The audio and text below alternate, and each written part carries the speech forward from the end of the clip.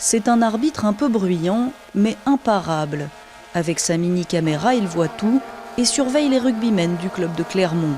Piloté du bord du terrain, ce drone capture dans les moindres détails chaque entraînement des jaunes et bleus. Sur tout ce qui est spécifique mêlée, on peut se mettre au-dessus pour voir les angles, on peut se mettre derrière pour voir un peu tout. Sur le côté, bon, ça offre des prises de vue multiples et avec un seul outil et qui est vachement adaptable à toutes les situations en fait. Des images envoyées directement sur les ordinateurs des joueurs qui peuvent alors disséquer le moindre de leurs mouvements. Au fil des mois, l'engin est devenu une aide précieuse pour améliorer le jeu. Ensuite, on va regarder les images de manière individuelle. On va peut-être en parler entre joueurs aussi. Puis Franck et Jono nous les montrent le jour suivant ou une fois qu'ils les ont regardés. Et ils nous disent « ça c'était bien, ça c'était mauvais ». C'est très utile.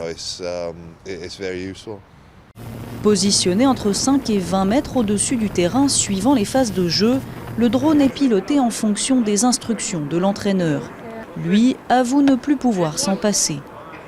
La contrainte qu'il peut y avoir aujourd'hui, c'est quand il pleut, c'est difficile. On va trouver une solution pour l'année prochaine, on va trouver une solution pour justement pouvoir sortir ces jours-là.